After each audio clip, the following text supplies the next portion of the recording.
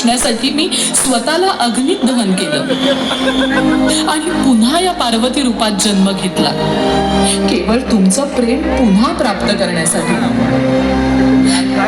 डोळे उघडा ना महादेव, तुमची पार्वती तुमच्या समोर आहे. हा पहा रुद्राक्ष, ज्याला साक्षी मानून तुम्ही मला लग्नाचं वचन दिलं होतं, हा मी तुम्हाला समर्पित करीत आहे. ते वचन आठवा, ते वचन आठवा आणि माझा स्वीकार करा.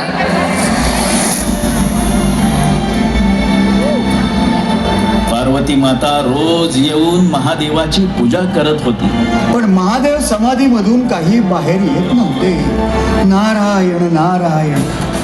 मग पार्वतीच्या साह्याला आला कामदेव. त्यांनी आपल्या मदन बाणाने शिवाची समाधी अवस्था भंग तर केली, पण शिवाने क्रुद्ध होऊन आपल्या तिसऱ्या नेत्राने कामदेवास भस्म केले. पार्वतीकडे न पाहताच महादेव तिथून निघून जाऊ लागताच विचलित झालेली पार्वती त्यांना साथ घालते. स्वामी, तुमची पार्वती तुमच्या समोर असतानाही तुम्ही माझ्याकडे न पाहताच असे कसे जाऊ शकता? मी वैरागी आहे पार्वती. तू सती रूपातून पार्वती रूपात आलीस, परंतु विकारयुक्त या शरीरास शुद्ध करण्यासाठी तुला घोर तपश्चर्या करावी लागेल. पण हा मार्ग सोपा नाही, अत्यंत कठीण आहे. या मार्गात पावलोपावली तुला अडचणी येतील आणि त्या मीच तुझ्या वाटेत पेरीन.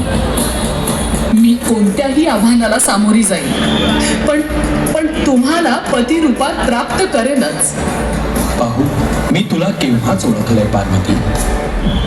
ही कठोर साधना केवळ तुझी नाही, माझी पण आहे. कारण तुला पत्नी रूपात स्वीकारण्यासाठी मीही तुझ्या इतकाच व्याकुळ आहे. पण तुला या मनुष्य देहातून आदिशक्ती रूपात साधनेद्वारे येणं गरजेचं आहे आणि तोपर्यंत मला प्रतीक्षा करावी लागणार आहे.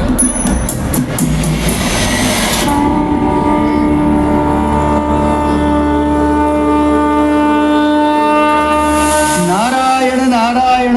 महादेव तर निघून गेले आणि पार्वतीने साधनेला सुरुवात केली. पण इथेच महादेवांनी परीक्षेला प्रारंभ केला. पूजेसाठी पार्वती शिवलिंग तयार करायची आणि ते शिवलिंग गुप्त व्हायचं. आणि मग मातेच्या मदतीस आले तिचे बंधू श्री विष्णू नारायण. नारायण नारायण. हर हर महादेव, हर हर महादेव. महादेवा, मी तुमची पूजा करीत आहे. मला सफल होण्याचा आशीर्वाद द्या.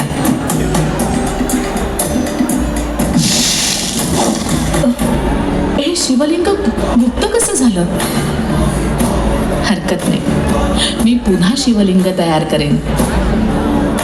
ओम नमः शिवाय, ओम नमः शिवाय.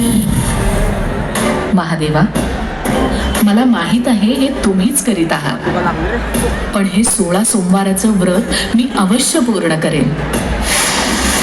ओम नमः शिवाय, ओम नमः शिवाय, ओम नमः शिवाय.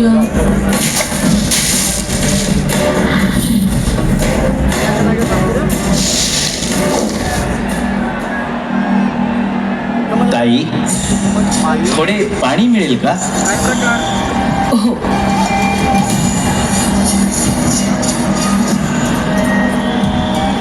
तू शिवलिंग तयार करीत आहेस ना पूजेसाठी?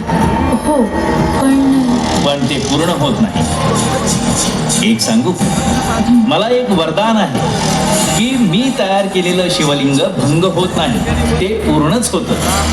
पण ही साधना माझी आहे, त्यात तुमची मदत मी कशी घेऊ? शिवलिंग तूच तयार करायचंय ताई.